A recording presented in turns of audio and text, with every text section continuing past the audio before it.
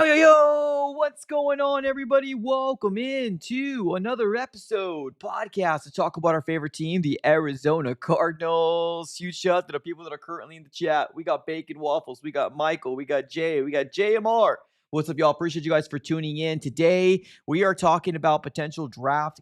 Oh, sorry, not draft. Potential cap casualties for the Arizona Cardinals. If you guys do not know, free agency is less than a month away. We got the NFL Combine later on this month. So although this is a period where there's not a lot to talk about when it comes down to the Arizona Cardinals, and we are still waiting right now. We're still waiting for the announcement of the Cardinals defensive coordinator. I was hoping by today, actually by yesterday, we would be getting something. Now, obviously, there's not really a big rush, but it definitely does seem like it's come down to two guys. And I think maybe right now they're just probably trying to figure out the financials of it all, or where that coordinator is going to want to determine to go to, right? Because as of right now, it definitely feels like Aubrey Pleasant or Charlie Bullen might be the next guy for the Cardinals, but the announcement still hasn't been announced. But when it does, obviously, I will be bringing it to you guys as fast as we potentially can. But today we are going to be diving into potential cap casualties for the Cardinals heading into 2026. Now, if you guys do not know, there is a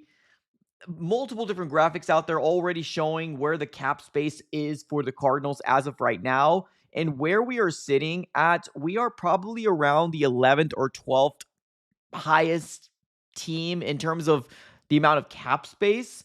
Right now, we're sitting with $42.1 million as of right now. No, of course, we mentioned this before multiple different times that the Cardinals can decide to open up some more cap space if they decide to make some moves. And that's what we're going to be diving into today, right? How much money it will actually allocate to the cap and what can we actually have moving forward. Now, I do see my guy here in the chat saying, is Kyler getting traded to the Jets? Well, I mean, we don't know right now, right? Right now, it's just a lot of speculation as to where he potentially could land.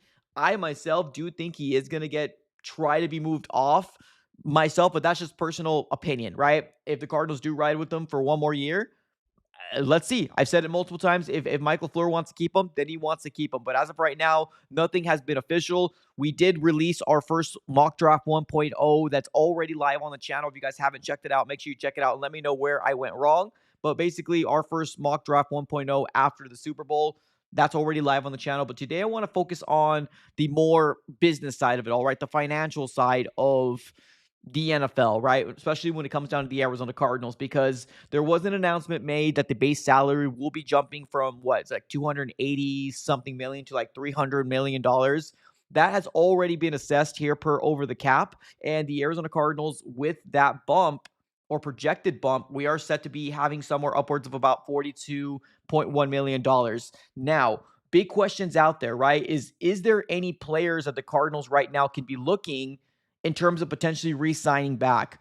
There's not a lot of players, honestly. Like, if you look at the Cardinals depth chart in terms of team or players that could potentially be available, like free agents, there's only like one or two that I'm like, I think the Cardinals should potentially bring them back. And that's really one of the main reasons why we didn't make a video about who should stay, who should go, because there's not really a lot of players that the Cardinals should bring back, in my personal opinion. Now, Amari DiMercado is set to be a free agent. I believe Corey Kiner as well, Michael Carter, which are some running backs for the Cardinals. They're supposed to be free agents. You also got players like Greg Dortch, which I think I'm not gonna say his time has run out, but it's kind of gotten to the point where I'm like, I think we're good and trying to like make that happen. I do believe the Cardinals need to go after a wide receiver in the draft or maybe in free agency, a slot guy that can be that dog for us that Greg Dortch showed flashes of. And I'm not going to come out here and say it's all Greg Dortch's fault, because I don't think it is. But the circumstance of the situation right now that the Cardinals are living in is they need to get a number 3 wide receiver, right? And I don't think Dortch is that guy. Now, Calais Campbell is a big one as well that I would love the Cardinals to bring back, specifically because of how he played when he was pushing 40, right? He's a really good player for the Arizona Cardinals. Another one, Jalen Thompson, is another player that I would love for the Cardinals to bring back if the price is right, of course. But other than that, I'm looking at this roster and I'm looking at the depth chart. I don't really see anybody else. Like everybody else could potentially just hit the market and we'll kind of go from there, in my opinion. Now, we're going to be breaking down some players that are currently on this roster that if the Cardinals do decide to cut, we can open up some more cap space, right? So that's what we're going to be diving into today. Now, if you guys haven't already smacked the like button, do me that massive favor. Smack the like button here on your way in. Also, subscribe to the AZ Sports Fan here on YouTube. We're on the road to 19K on YouTube, and we're so close to getting there. I think we're like less than 300 subscribers away. So go ahead and make sure you subscribe it up. And once we do, we'll be giving away this bad boy here, this Arizona Cardinals Nike Rivalry mini helmets. Once we hit that 19K uh, count. So let's talk about it now. You guys probably noticed the thumbnail out there, and I think we've been talking about it for quite some time. That, believe it or not, James Conner could potentially be a cap casualty for the Cardinals. A few other names to note: um, Bilal Nichols, Sean Murphy Bunting. Right, there's some names out there as well. Now there was, I guess, some fear around the Cardinals fan base that because Buda Baker ended up putting his house for sale, that he could potentially be either moved off of or not be a Cardinal in 2026. Right now, from that initial report that we saw that Buddha was selling his home, there's not really been anything else about there. So I'm gonna be cautiously, obviously keeping my eye out, but I think Buddha is gonna stay. Um, is it too early? It is. It is still too early. Where we are a little under a month before free agency, or the Cardinals decide to do something like that. And yes, you could open up some cap space if the Cardinals did decide to move off of Buddha. But I would love to keep him. If I'm being real, I would love to keep Buddha Baker. Now, like I said, the only reason why we only really talked about him is because there was that report that he put his house up for sale. So there was a lot of Cardinal fans that were kind of scared, right? But let's talk about some players that we've already kind of mentioned, but how much money they can actually save us towards the cap, right? So let's dive into that right now. And then we will talk about, we'll also pay attention to the chat here in a little bit. But yes, the two players that I would like to bring back, Jalen Thompson and Calais Campbell, are really the only guys that I would like to bring back from players that are like expiring contracts, but TBD on that. These are the players right now, and you have a list of what they can potentially save us. Now, the dead money hit and cap savings, I've already kind of did the math here. This is an estimated. This is not right on the nose. Math is perfect because it's not. But I wanted to kind of give a ballpark idea of how much we can save, right? Sean Murphy Bunting being up there as a guy that's he was not really a factor for us last year. Now, to no fault to his own, he got hurt outside football and he was done for the whole season. And the thing is that Sean Murphy Bunting was supposed to be that guy for us, that veteran that was supposed to give us that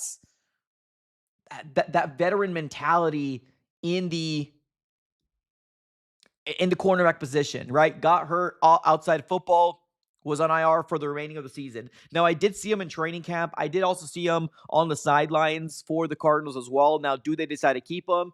Well, it's a brand new regime, right? The regime of Jonathan Gannon did decide to bring in Sean Murphy Bunting. Maybe Mike LaFleur comes in and says, hey, I want my own guys. Maybe they decide to do something like that, right? So Sean Murphy Bunting can save us about $5.2 million in opening up some cap space. And I would like the idea of potentially doing something like that, right? Because as of right now, Sean Murphy Bunting is not.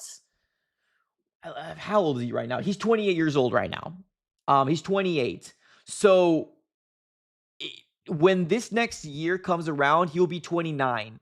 Now, it's not like he's a bad cornerback, but I don't know. I would rather allocate some money towards somebody else, right? There's going to be some intriguing cornerbacks that you could potentially bring in that veteran. Now, every single time we try to bring a veteran in, something happens, right? Either they get hurt outside football or they decide to retire in the offseason. It's wild. I still remember that.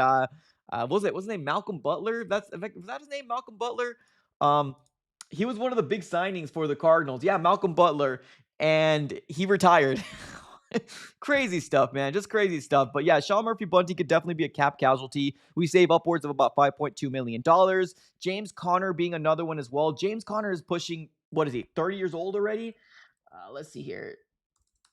Yeah, James Conner right now is 30 years old. And he will be 31 by the time the season rolls around. Now, we all know, we all love James Conner. He's one of the best running backs we've seen in an Arizona Cardinal uniform in quite some time, right? Now, he only played, I believe, like the first uh, three games of this season, and then he got hurt, right? Now, since he's been a running back in the NFL, when he got drafted by the Pittsburgh Steelers, he's been dealing with injuries, right? He's been dealing with injuries since 2017, 18, 19, 2020, 2021 when he was in his first year with us, 2022, 2020. Every single year he was hurt, with the exception of 2024, which was last year. Now, I believe he also missed one game last year, if I'm not mistaken. But that was as healthy as we've ever seen James Conner in 2024. Unfortunately, 2025 reared his ugly head. He played 3 games. He got hurt in the San Francisco 49ers game. If we could somehow release him, and I get it, I know he's the heart and soul of that run game, but he's getting up there in age. We can save upwards of about $5.3 million.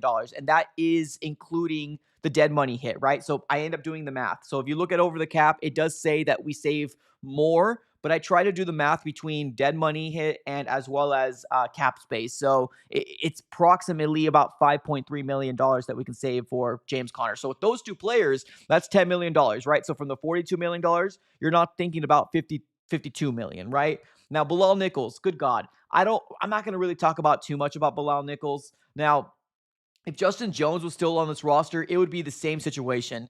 It was a highway robbery, man. It was a highway robbery in what they ended up doing for the Cardinals. Now, it was the fault of Monty Ossenfort. Yes, it was. Absolutely. He ended up going for the big time swings, and he got Bilal Nichols, which has not equated to nothing. Justin Jones equated to nothing. I mean, I guess you would say that they had both a little bit of glimmers here and there, but they did not do nothing for the Cardinals. Nothing at all. So Bilal Nichols, I think if I can remember correctly, he was in the introductory press conference from um, Mike LaFleur, but he might be a guy that I honestly would cut ties with. If I was Monty Ossenfort, I probably would cut ties with. Now, the money is not that much. It's only about a $3.8 million in cap savings compared to the dead money hit, right? So the approximate is about 3.8. And if you're asking yourself, well, why would we release him? Well, he's never healthy. He's never healthy. I mean, since we've gotten him, he's done nothing for the Cardinals. Nothing. It's almost kind of feels like he's getting paid to just be on this freaking roster for nothing. Like, I mean, is he giving us veteran leadership? I mean, I guess. I mean, I don't know what's going on in the locker room, but Bilal Nichols has done nothing, man.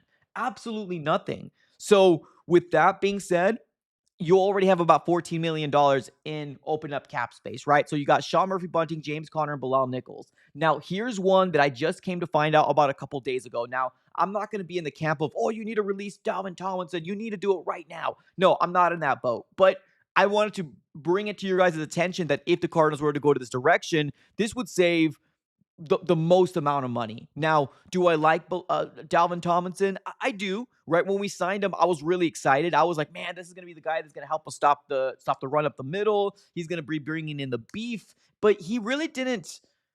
I, I guess my expectations was just so much higher. I mean, it's cool that he's there, and he is very, very big bodied and big framed, and he does take up a good majority of that. Not a good majority of that defensive line, but like he's a big body, right? And for what it's worth, did he help out in the defensive run game? He did, but like I was really hoping for some dominance. Well, not even dominant, but good defensive pressure up the middle. And we just weren't given that with Dalvin Tomlinson. Now, looking at over the cap, if the Arizona Cardinals were to release him, right? If they were to release him post June 1st, we could save a lot of money. Believe it or not, there would only be a dead money hit of $1.7 million, but a cap savings of 14.5. So once I did the math between those two numbers, the Cardinals can save upwards of $12.8 million if they decide to release post June 1st designation a Dalvin Tomlinson. And I was actually pretty shocked about that. I was like, whoa, okay, that's cool.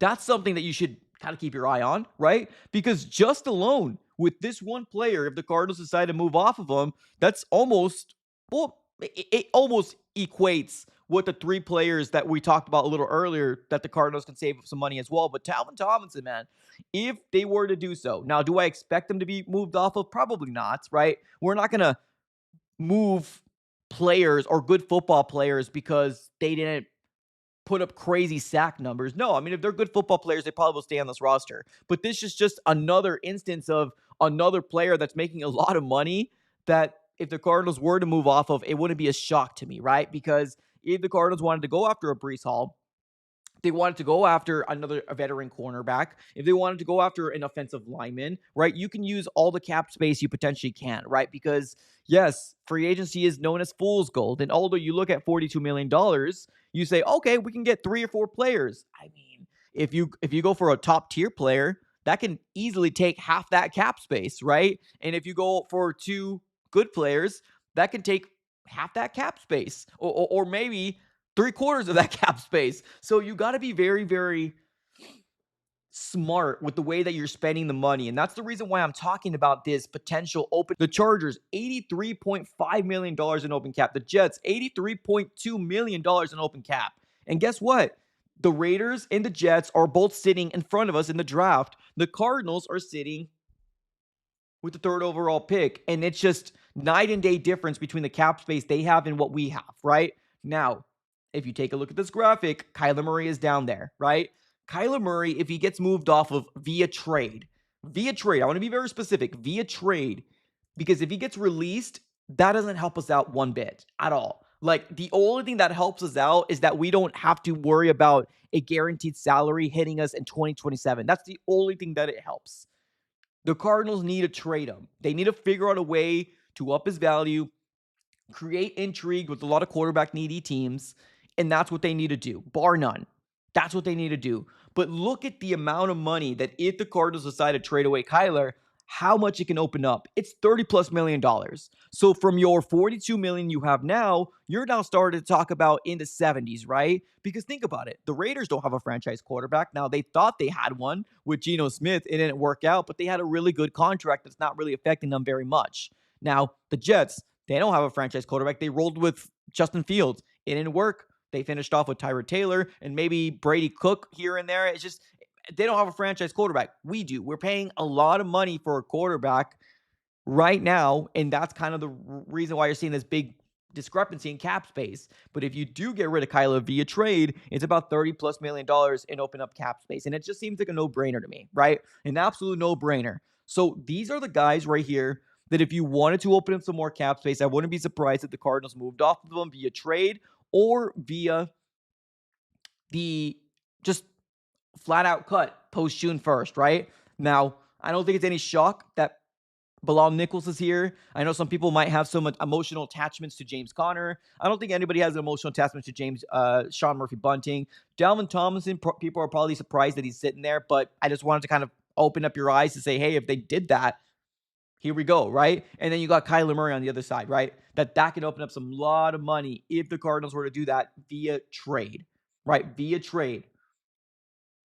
Michael in the chat says, why would Kyler agree to restructure? He doesn't want to be here. Yeah, I mean, if somebody in the chat says that we should restructure Kyler Murray's contract, I mean, A, it takes Michael Bidwell to know that he's probably going to have to front load a good majority of that money. And then B, just like my guy Michael in the chat says, I don't see a world where Kyler wants to stay here, right? I just don't. Now, that's based off an opinion of mine, right? And I'm going to be real. That's based off my opinion. But I just don't see a world where he would want to stay with the Cardinals. We benched him. We benched him. We soft benched. We benched him. And that's what the NFL world thinks. So why would he want to be here? So I get it. And I know there's people out there saying that Kyler's better than any free agent that we have available to us. And you're probably right. And that's what we need to sell.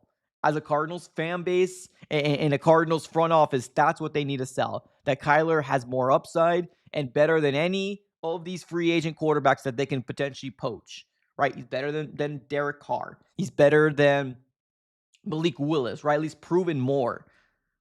So for what it's worth, there's that. Now, I did see some people out there about Buda Baker. I don't really want to talk too much about Buda because it seems like he's going to stay, but I just want to give you guys the number, right? If the Cardinals were to trade Buda Baker, but just giving that out there, right? If the Cardinals were to trade Buda Baker, there's no point in releasing Buda at all. But if this was a trade post June 1st or a trade pre June 1st, there is a big difference in terms of the amount of money. So if they traded Buda pre June 1st, which probably would be more likely, you would be having a cap savings of about $6 million. It's not a lot, but if it was post June 1st trade, then we're talking more of about $11 million in open up cap space. But I don't know if you can designate a trade to be post June 1st. And like, what's the point of doing it post June 1st if free agency is already gone, right? So it's kind of one of those things where it's like, I think he's going to stay with the Cardinals personally, but there's not a lot of players on this roster right now. Not a lot of players on this roster right now that's making a lot of money at all.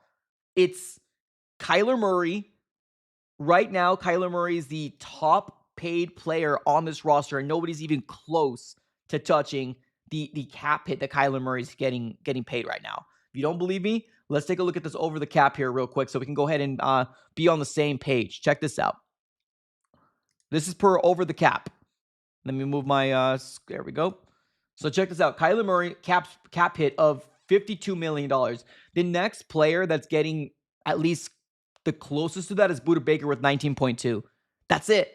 Everybody else is in the teens. There's nobody on this roster right now that's getting paid anywhere near that money.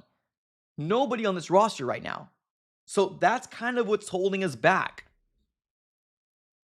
It's a lot of money, man. It's a lot of money. Lot of money.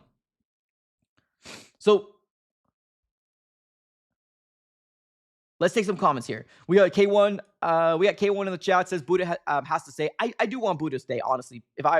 The only reason why we even talked about Buda Baker is because he put his house up for sale and everybody panicked, including me. So for what it's worth, there's that.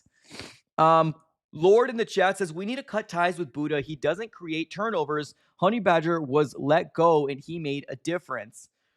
I don't think Buda Baker was used properly, in my opinion. Is that me being a Buda Baker stan? Probably, but I don't think he was used properly in the Nick Rallis defense in 2025. I think he was used very conservatively. I think he put him too much out in coverage, which if you want to use Buda Baker to the best of Buda Baker's ability, you need to stack him the box. You need to send him on blitzes. You need to be aggressive with Buda Baker. That's what you need to do. And we were just so conservative on the defensive side of the ball. I don't think it's Buda Baker's fault personally, but I get everybody's opinion. Javi in the chat says Buda Baker has declined. Yeah, I mean, per the stats, per the numbers, and another year under his belt is going to hurt. Buda Baker being obviously as speedy as he used to be in his younger days, but we'll see. He's one of those guys that I would like to keep as a Cardinal. Like I said, call me a Buda stan. That's completely fine, but that's kind of where I stand with him right now.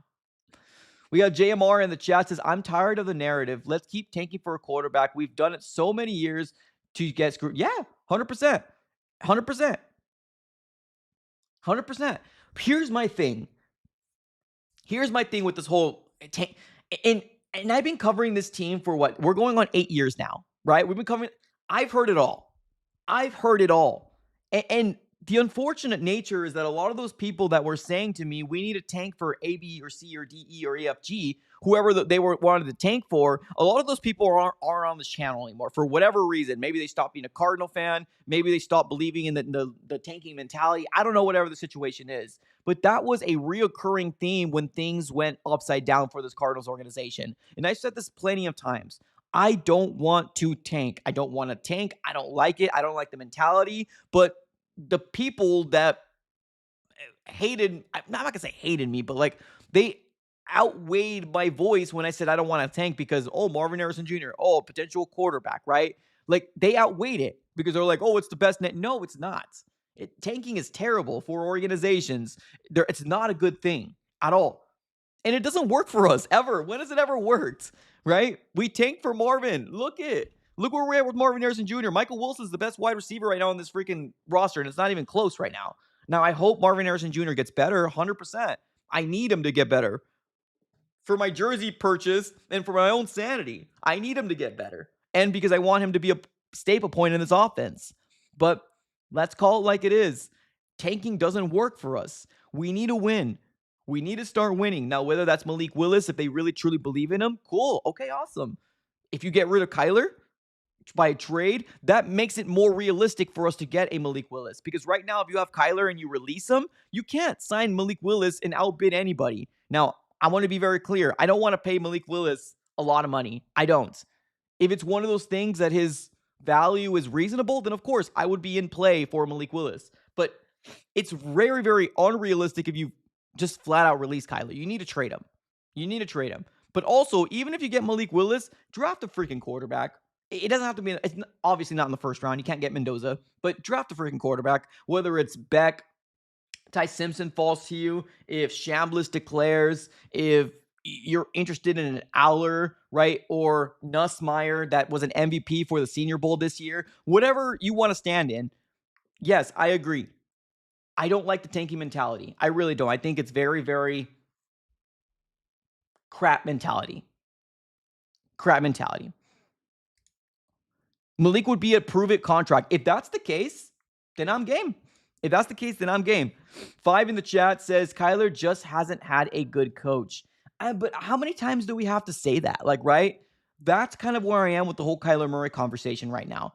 How many times can we, or how many times are we going to say the same thing over and over again, right? How many? Because Cliff Kingsbury was brought in, and then he paired him up with Kyler. Seemed like the match made in heaven, or at least for the first couple of years. Seemed like everything went well, and then it declined.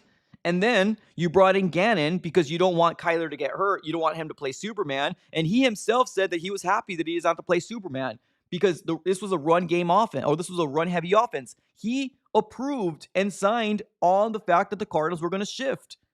Now, did he execute it very well? I mean, there were some games that he executed it very well. There was other games where he looked lost and he didn't want to stay in the pocket. So it's hard for me to say this was only because Kyler didn't have a good coach. No, at some point you got to call it like it is.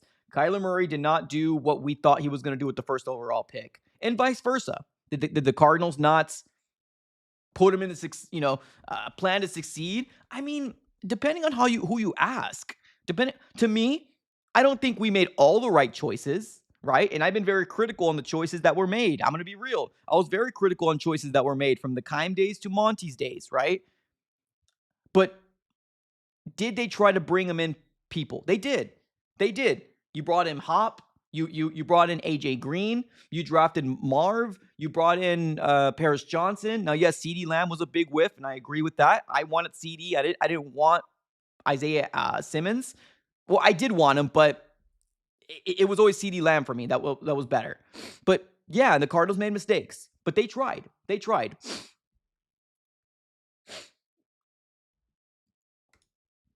Ranger, what's up, brother? He says, let's go. Let's get it. Absolutely. I appreciate you for being here. Yeah. Hey, just FYI, just because it's the offseason and right now there's not really much conversation to be had about the Arizona Cardinals, I appreciate you guys for being here. Because we're not going to stop. We're not going to stop. And I don't care if it's only 5-10 people watching. We're not going to stop. Like, we're going to continue to talk about different topics to get us ready to prepare for 2026. Now, there will be a few months during the May, June, July days. Well, most of July. Once training camp starts back up, we're going to go right back in it. But I guess more May and June where there's not really much topics. But we're going to continue this coverage, man. And it's going to continue to happen moving forward. So appreciate you guys for being here. Absolutely. Thank you. Let's keep it with the chat. We got Fausto in the chat. Says, men get traumatized when they get money taken, but make a new relationship. Okay. Zona says, we drafted a quarterback back-to-back years. We need to just focus on hand-me-downs. Yeah, the whole Josh Rosen to Kyler. I wasn't making content at that time, but I wanted to keep Rosen. I wanted to keep Rosen to give him the opportunity. But when we moved off to Kyler, I was like, okay, let's see what he can do, right? Let's see what he can do. And he showed flashes of being potentially a really, really good quarterback. But now we're here, right? Now going into his 8th year, and let's see how it all shakes out. Now, one thing I will say, a guy that I really did like last year, did anybody see what's happening with James Pierce Jr., JPJ? Wow. Oh man, talk about off the field red flags that they were talking about before the combine and before the draft process started. I was really big on JPJ, really big on James Pierce Jr. If this came out, what's happening now? Apparently, he has a girlfriend, or ex-girlfriend, in the WNBA, Rakia Jackson. And what's coming out from JPJ right now is not it, man. Like, I don't get how athletes put themselves in this situation. I really do. And those red flags were real. So that would have been a big whiff from me. And I would come out and say it. Now, yes, he had a really good rookie year. Was it like 9 plus, 10 plus sacks? He had a really good rookie year. But yeah, this off the field stuff is just, it's too much, man. It's too much. Ila Dre in the chat says he's always had yeah, 100%. And here's the thing, right? We've also heard the character concerns with Jalen Carter, but he did spit on Dak Prescott and he got kicked out. But he seemed like to be a really good player. So I said to myself, hey, maybe this is just a ploy. But nah, I was wrong on that one, man. James, yeah, I wouldn't want him on this roster. What he's doing off the field, it's not okay. It's not okay at all. RC3, what's up, brother, man? Appreciate you. He says, Mike, when are we going to fix our real problems instead of repatching minimal issues like the O-line and healthy running backs? I mean, but here's the thing, right? And I'm not sure if you're talking about, because I just released my latest mock draft, right? I just released my latest mock draft, and I'm pretty sure, I haven't read the comments yet, but I'm pretty sure a lot of people are saying I need to go offensive line, right? Spoiler alert, I didn't go after Francis Mourinho with my first round pick. I'm going to use some other mock drafts where I do bring them in, but I'm just so tired of everybody and their mother in all these mock drafts that they're giving us Francis Mourinho based off of need. It's based off of need. And I said this once and I'll say it again. I'm not going to be caught in a circumstance where we're drafting based off of need. I can't do it. I just can't do it. We got to go BPA. And to me, right now, sitting on February the 11th, Francis Mourinho is not the second best prospect coming out of college to me. Now, pro day, combines coming up. If he impresses and he does really good things, then maybe that might change. But right now, the best players to me are going to be Ruben Bain Jr. or David Bailey. Those are the best players to me right now. Now, running back, right? To address the running back situation. I agree. That's one of the main reasons why I have James Conner here, right? It's one of the main reasons why I have James Conner here as a potential cap casualty. Because if we open up $5 million and open up cap space, you can very well say to yourself, okay, well, maybe it takes $10, $11 million to sign up Breece Hall, right? Okay, then rock and roll. Let's go. Get Breece Hall, bring him into this roster, and let's go. But also in my mock draft, I also do draft another running back. I believe it was the 3rd or 4th round. So I'm not gonna spoiler my my mock draft. Make sure you check it out if you guys haven't done so already. But yeah, I mean, I agree. The running back needs to be addressed. James Conner is already going to be 31 years old by the time the season starts, and it's not a good position to be in. Although he's a really good running back and he's given us a lot of great, exciting times. 2024 was his most healthiest year ever. Because if you look at from the time he was a Steeler to now, he's been missing multiple games. 2024, we just got lucky that he was able to stay healthy. But I agree, man. Breece Hall is a guy that I would love for the Cardinals to bring in. Here we go. We got a super chat coming in here. Jose, what's up, brother, man? Appreciate the 5. He says this: drafted 2 quarterbacks in the first round back-to-back, missed on both, and missed on Burrow the following year. They suck at drafting in the first round. I mean, you ain't wrong. You ain't wrong. You ain't wrong. I mean, for what it's worth, I know people would call Kyler a bust. I wouldn't call Kyler a bust. I think Kyler Murray is a solid quarterback. I do. I think he's a top 15, top 16, top 17 quarterback. He's not a bum. He's not cheeks. He's not terrible. He's a good quarterback. And that's why I say to myself, he has to have value because he's better than Carr. He's better than um, Kirk Cousins. He's better than who else was the Malik Willis. He's proven more. So he has to have value. That's why I keep telling myself anyways. But I don't think Kyler's a bust per se. Um, but I get it. I understand it. First rounds are tough, right? And especially when you see the Cardinals go after MHJ. And although I'm not out on MHJ, it's hard to not look at Malik Neighbors and say that was the best wide receiver in the draft. It's hard not to do that. So I get it, man. I get it. Now, what will the Cardinals probably do?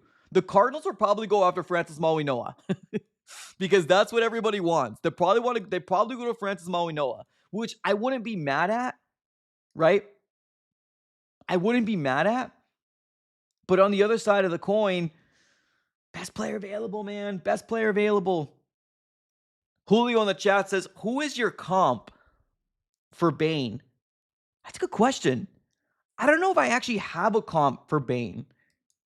Just because of the attributes and the shorter arms are going to scare people. I still do think he's going to be a top 5 pick for sure. Like the short arms that he was measured at, which I believe it was under 31 inches, and the average is about like 33 to 34 inches, if I can remember correctly. I don't know if I have a direct comp or I actually don't really have somebody to compare him to. But when I see him in college, he seems to be an overall great player. Great bend, great burst off the line, plays violently. Now, the short arms are going to freak people out, right? But he's a good player. He's a good prospect.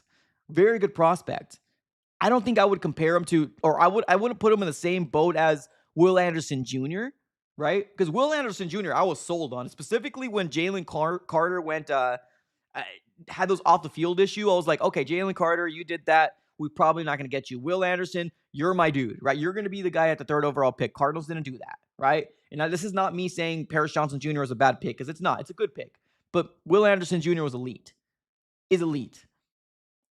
So I don't know if I have a comp for Bane myself, but this draft class is not, just as a whole, is not seen as one of the best draft classes, right? As a whole, not just quarterbacks, but as a whole.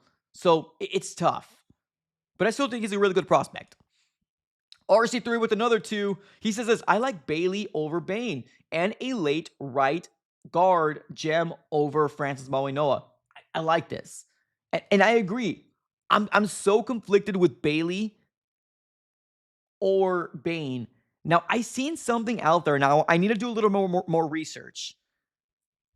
There might be some issues or character issues with Bailey. Now, in my first mock draft, I took Bailey. I took David Bailey out of Texas Tech. This time around, I took Bane, right? Because I wanted to do something different, right? But I do like David Bailey out of Texas. He's a really good player. 15 sacks this last year? And Bailey, and David Bain, not David Bain, I'm sorry, Ruben Bain had 13 sacks? And that's not what he equates to it, right? But I do see Bain more as a polished edge rusher, and I see Bailey as more of a raw, but he's got a lot of upside. A lot of upside. So I could agree. I like Bailey a lot too. I really, really do. Russell in the chat says, stay away from the off the field issues. I need to do a little bit more research on it. I've heard something, and I've been trying to do something back, and I just was not able to find it again. But once I find it, I will be bringing it to you guys as fast as I potentially can.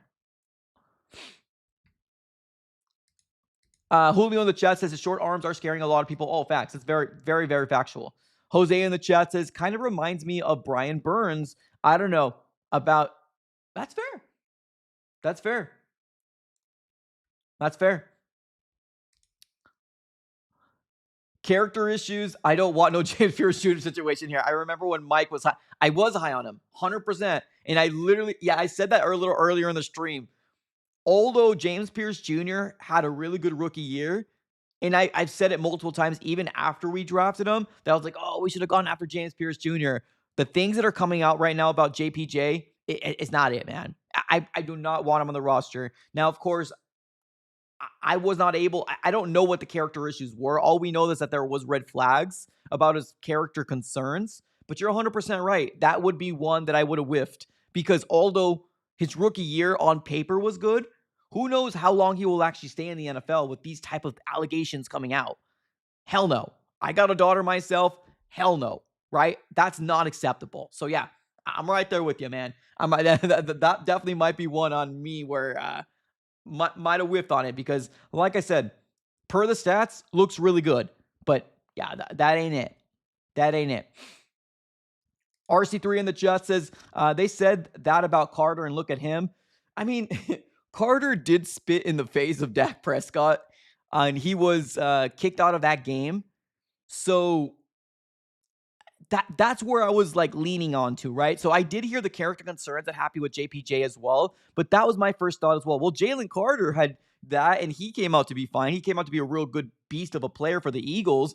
Then he spits on Dak Prescott, gets kicked out of the game, and I mean, he's still a really good player though. He really is. He's a really good player, but we'll see how it shakes out, man. But yeah, nah, that ain't it. Whatever's happening from JPJ right now, that ain't it. Yeah, definitely no approval there for sure. 5 in the chat says, what wide receivers and running backs are free? Are you talking about like free agents? The big running back to me right now is Breece Hall. That's the number one running back right now that I would love the Cardinals to go after, Breece Hall. Wide receivers, there's a few. Romero Doubs, Alec Pierce. George Pickens was supposed to be, but there was rumors out there that the Cowboys are going to franchise tag him. But this free agency class is not the best either. Like, it's very top heavy, and once like the top 10 or 12 go, it's going to be very, very slim pickings. So Cardinals need to make sure they get who they want and try to fill out the roster the best that they can. RC3 in the chat says, I can't wait when the Steelers release Patrick Queen. Yeah, and there's going to be players that are going to be released, like we just talked about today. The cap casualties, right? We just talked about it today. These are some guys the Cardinals can release. Kyler, I have in yellow. I don't want to release Kyler. I do not want to release Kyler, but I get it. If they want to avoid $19 million in guaranteed salary in 2027, we'll see what happens. But these are some guys the Cardinals can release if they want to open up some more cap space, right? Dalvin Tomlinson, which I'm not coming out here saying, oh, you absolutely need to do it, but if they want to do that, they can. Bilal Nichols, they can do that. James Conner, Sean Murphy-Bunting. Yeah, some guys for sure. I like wide receiver Jacoby Lane. I actually went to high school with him. Oh, that's cool. That's awesome, actually. That's super cool. Yeah. Honestly, on my last mock draft, I looked at him. I was like, oh, I really want to get Jacoby Lane. I waited too much, and he just kind of got plucked away from me. But yeah, Jacoby Lane is definitely a guy that I'm looking at as well. But right now, wide receiver 1 and wide receiver 2 seems to be set with obviously Michael Wilson being your 1 and Marvin Harrison Jr. being your 2. But I need to get that number 3. I think the Cardinals need to get that 3 because there's nobody hitting the free agency market from the Cardinals roster that I'm like, you got to bring them in. Like, the only 2 guys that I would like to bring back is Jalen Thompson and Calais. That's it. That's it. And even then, I know there's some people in the comments that don't want Jalen Thompson back. I get it. Opinions. But those are the only guys that I would like to bring back. Everybody else is let them walk. Including Dortch. I think it's time to move off and find somebody that we can bring in as a number 3 wide receiver that can open up the field and make some good plays. Make some good plays for us. Russell in the chat says, if we don't trade Kyler, the Cards will be bargain hunting in free agency, and that's yeah, because I mean, if you trade Kyler, and we talked about this a little earlier, if the Cardinals get a day 3 pick for him, and we're talking about a 4th, 5th, 6th round pick, 7th round pick for Kyler, oh, it's gonna be frustrating to see that. But you do open up about $30+ million in cap space. So that does help reconstruct the roster. But man, this is one of those things I'm going to be very, very fascinating, man. Fascinating to see how this all shakes out. Rashid Shaheed would be awesome, Naeem says. Any Seahawks players that are going to be released, or not released, sorry. Any Seahawks player that's going to hit the open market, they're going to be cost a pretty penny. They're Super Bowl champions now. They're going to cost a pretty penny. So we'll see. We'll see how it all shakes out. Let's read a couple more comments here in the chat, and we'll be closing up shop. Thank you guys for tuning in. Obviously, this is the dead time between right now and the Cardinals still looking for the defensive coordinator, and then dead time between now and the Combine. The Combine's at the end of this month, which I'm going to be covering, and free agency so much. You guys are going to be sick of me. And then you got the draft at the end of April. So we still got content, man. Still got content coming for days. So make sure you subscribe it up. But today, we talked about potential guys the Cardinals can cut, open up some more cap space and what they can do. We also chimed some really good comments here in the chat below. For the new people that have just joined in, if you guys haven't already, smack the like button. Smack that like button for me and subscribe. We're on the road to 19K. I keep saying 17. 19K. Can't do it without you guys. And these are the guys that Cardinals can cut if they wanted to open up some more cap space. But with that being said, let's read two more comments, and then we'll be closing up shop. Here we go. Ela Dre speaking facts. Hopefully we get Tutu Atwell. Yeah, I like that, man. I like that. Tutu Atwell is definitely a player that I don't think the Cardinal or the Rams really use him to his best of his ability. I think he could be a really solid number 3 wide receiver. Solid number 3 wide receiver. I think the Rams shifted from shotgun to very heavy personnel, which means that they didn't use him very often. So he might hit the market. And if he does, I hope the Cardinals are there because Michael LaFleur's got the connection with them. So let's see what happens there. But I like that comment. Really do. Jose in the chat says, trade Kyler for a bag of rocks. We just need him gone and be grateful someone's willing to take him. Yeesh. All right, let's finish off with Adrian. Adrian says, man, I wish we traded for A.D. Mitchell last year. He had been an elite. He has been a elite a lot in LaFleur's offense. What is A.D. Mitchell at right now in terms of contract? What is his contract? He's still in his rookie deal. But yeah, he's with the Jets now. Yeah, he's some until 2027. Yeah, that's a cheap contract. It's a very cheap contract. All right. With that being said, it's that time, ladies and gentlemen. It's that time. We're going to be closing up shop. Thank you, everybody, for tuning in. My guy, Lord, this just ain't like the night crew. I'm telling you, man, the night crew shows up. But I get it. People are at work. People are at school. It's one of those things. But I want to make sure I put this video up because there is a lot of moving parts that the Cardinals can do to open up some more cap space. And that's what we did today, ladies and gentlemen. Thank you, everybody, for tuning in. Smack the like button on your way out. Subscribe to the Easy Sports Fan here on YouTube. We're on the road to 19K. All right, y'all. Appreciate y'all for tuning in. Have a great rest of your day. Go Cardinals. Later.